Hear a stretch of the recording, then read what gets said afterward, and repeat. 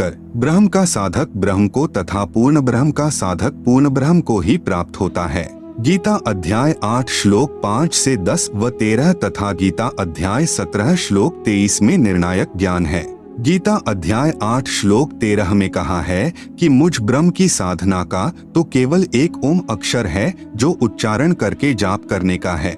जो साधक अंतिम श्वास तक जाप करता है वह मेरी परम गति को प्राप्त करता है। अपनी परम गति को गीता ज्ञान दाता प्रभु ने अध्याय 7 श्लोक 18 में अति अनुत्तम अर्थात अति घटिया कहा है। आप सुन रहे हैं जगत गुरु तत्वदर्शी संत रामपाल जी महाराज द्वारा लिखित पुस्तक ज्ञान गंगा का पेज नंबर 223। गीता अध्याय 17 श्लोक 23 में कहा है कि पूर्ण परमात्मा की प्राप्ति का केवल 3 मंत्र ओम तत्सत के जाप का ही निर्देश है, जिसमें ओम जाप ब्रह्म का है, तत् यह सांकेतिक है जो परब्रह्म का जाप है, तथा सत यह भी सांकेतिक है जो पूर्ण ब्रह्म का जाप है। उस पूर्ण परमात्मा के तत्व ज्ञान को तत्वदर्शी संत ही जानता है, उससे प्राप्त कर मैं यानी गीता ज्ञान दाताक्षर पुरुष नहीं जानता। गीता अध्याय 8 श्लोक 6 में कहा है कि यह विधान है कि अंत समय में साधक जिस भी प्रभु का नाम जाप करता हुआ शरीर त्याग कर जाता है उसी को प्राप्त होता है। गीता अध्याय 8 श्लोक 5 से 7 में कहा है कि जो अंत समय में मेरा स्मरण करता हुआ शरीर त्याग कर जाता है वह मेरे यानी ब्रह्म के भाव में भावित रहता है। फिर कभी मनुष्य जन्म होता है तो वह साधक अपनी साधना ब्रह्म से ही प्रारंभ करता है, उसका स्वभाव वैसा ही हो जाता है। इसी का प्रमाण गीता अध्याय 16-17 में भी है कि जो साधक पूर्व जन्म में जैसी भी साधना करके आया है अगले जन्म में भी स्वभाववश वैसी ही साधना करता है। गीता अध्याय 8 श्लोक 7 में कहा है कि सब समय में मेरा स्मरण कर तथा युद्ध भी कर निसंदेह मुझको ही प्राप्त होगा। गीता अध्याय 8 श्लोक 8 से 10 तक में स्पष्ट किया है कि जो साधक अनन्य मन से परमेश्वर के नाम का जाप करता है वह सदा उसी को स्मरण करने वाला परम दिव्यम पुरुष यानी उस परम दिव्य पुरुष अर्थात परमेश्वर यानी पूर्ण ब्रह्म को प्राप्त होता है।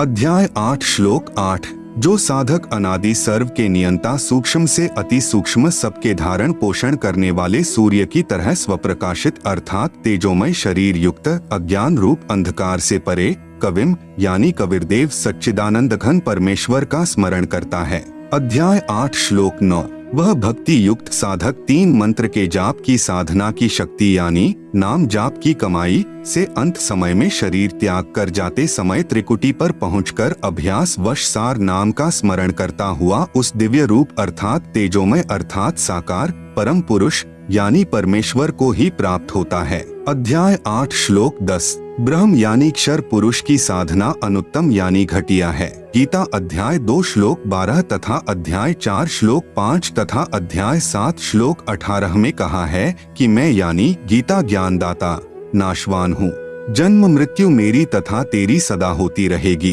केवल किया हुआ कर्म ही प्राप्त होगा, मोक्ष नहीं होता। मेरी साधना करने वाले भले ही उद्धार साधक हैं परंतु वे भी मेरी अति घटिया यानी अनुत्तम साधना में ही व्यस्त हैं। इसलिए गीता अध्याय 18 श्लोक 62, 64, 66 में कहा है कि उस परमेश्वर की शरण में जा तथा मेरा पूज्य देव भी वही है। आप सुन रहे हैं जगत गुरु तत्वदर्शी संत रामपाल जी महाराज द्वारा लिखित पुस्तक ज्ञान गंगा का पेज नंबर 224। प्रार्थना उपरोक्त 3 मंत्र की साधना मुझ दासों के भी दास यानी रामपाल दास के पास उपलब्ध है जो स्वयं पूर्ण परमात्मा कबीरदेव ने अपनी आत्माओं पर रहम यानी दया करके प्रदान की है। क्योंकि अब बिचली यानी मध्य वाली पीढ़ी चल रही है, क्योंकि कलयुग के प्रारंभ में अपने पूर्वज अशिक्षित थे। उस समय परमेश्वर के तत्व ज्ञान को नकली संतों गुरुओं महंतों तथा आचार्यों ने ऊपर नहीं आने दिया तथा कलयुग के अंत में सर्व व्यक्ति भक्तिहीन तथा महाविकारी हो जाएंगे। अब यह वर्तमान का समय 20वीं सदी से शिक्षित समाज प्रारंभ हुआ है। यह बिचली यानी मध्य वाली पीढ़ी अर्थात मनुष्य वंश चल रहा है। वास्तविक ज्ञान अपने सद्ग्रंथों में विद्यमान है जिसे नकली संत गुरु आचार्य तथा महंत नहीं समझ सके, जिस कारण से सर्व भक्त समाज शास्त्र विरुद्ध ज्ञान के आधार से दंत कथाओं यानी लोकवेद पर आधारित होकर शास्त्र विधि त्याग कर मनमाना आचरण यानी पूजा करके अनमोल मानव जीवन व्यर्थ कर रहा है। शास्त्र विधि अनुसार साधना। नंबर 1, प्रथम चरण में ब्रह्म गायत्री मंत्र दिया जाता है, जो कमलों को खोलने का है। उपदेश प्राप्त करने वाला भक्तात्मा यह सोचेगा कि गुरु जी कह तो रहे थे कि तीनों गुणों यानी रजगुण ब्रह्मा, सतगुण विष्णु, तमगुण शिव की पूजा नहीं करनी है। मंत्र जाप उन्हीं के दिए हैं, उनके लिए निवेदन है कि यह पूजा नहीं है। हम काल के लोक में रह रहे हैं, यहाँ हमें जिस सुविधा की चाह होगी वह ब्रह्मा विष्णु शिव आदि ही प्रदान करेंगे। जैसे हमने बिजली का कनेक्शन यानी लाभ ले रखा है, उसका बिल यानी खर्चा भरना है। हम बिजली वाले मंत्री की या विभाग की पूजा नहीं कर रहे, हम उनका बिल भरेंगे तो बिजली का लाभ मिलता रहेगा। इसी प्रकार टेलीफोन यानी दूरभाष का बिल व पानी का बिल आदि अदा करते रहेंगे तो हमें सुविधाएं मिलती रहेंगी। आप शास्त्र विरुद्ध साधना करके भक्तिहीन हो गए हो, अर्थात आप पुण्यहीन हो गए हो, जिस कारण से आपको धन लाभ आदि नहीं हो रहा। यह दास यानी रामपाल दास आपका गारंटर यानी जिम्मेदार बनकर इस काल लोक की एक ब्रह्मांड की शक्तियों यानी ब्रह्मा विष्णु शिव गणेश माता आदि से आपको सर्व सुविधाएं पुनः प्रारंभ करवाएगा तथा आपने इस मंत्र के जाप से इनका बिल भरते रहना है। जो मंत्र प्रथम यानी सत्सुकृत अविगत कबीर है, यह आपकी पूजा है। यह पूर्ण परमात्मा है तथा सतम लाभ यानी फल प्राप्त होगा। सतम का अर्थ अविनाशी अर्थात हमें अविनाशी पद प्राप्त करना है।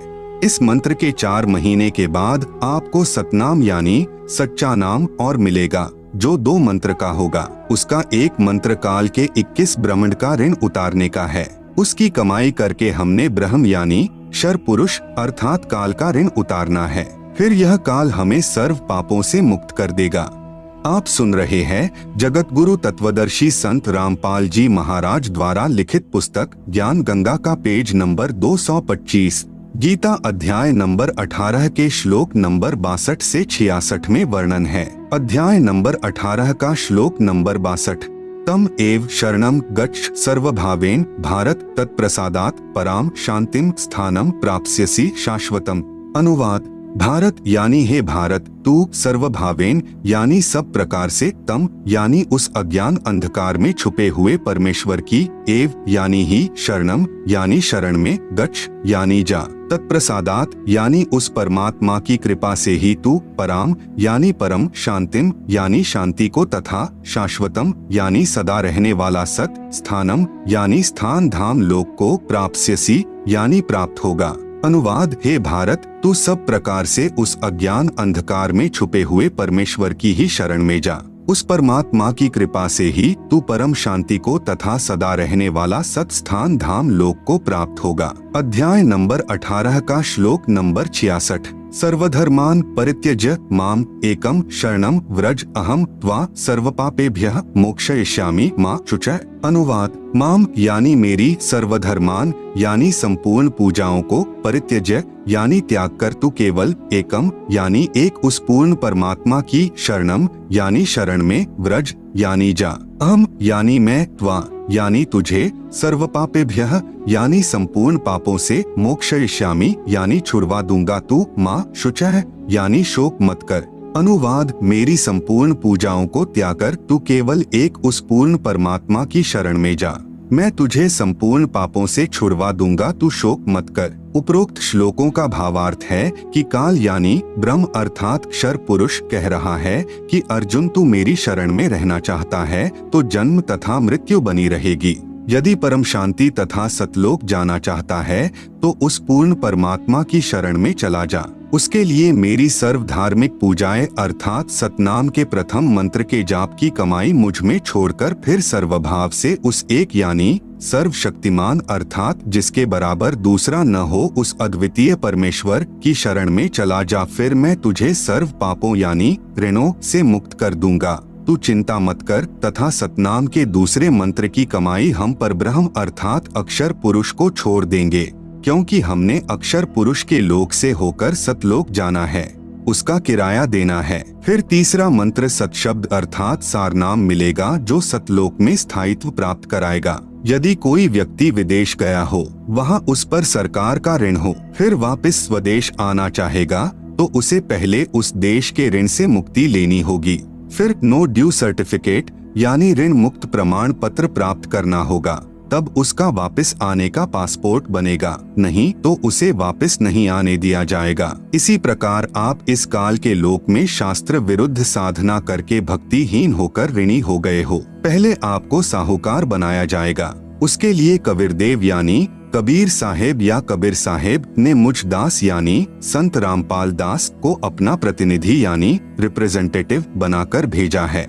उस परमेश्वर की तरफ से यह दास आपका गारंटर यानी जिम्मेवार बनेगा तथा ब्रह्मा, विष्णु, शिव आदि शक्तियों से आपके पुनः कनेक्शन यानी संपर्क का लाभ को प्रारंभ करवाएगा। आप सुन रहे हैं जगत गुरु तत्वदर्शी संत रामपाल जी महाराज द्वारा लिखित पुस्तक ज्ञान गंगा का पेज नंबर 226, जो आपने इनके मंत्र की कमाई करके किश्तों में बिल भरना है।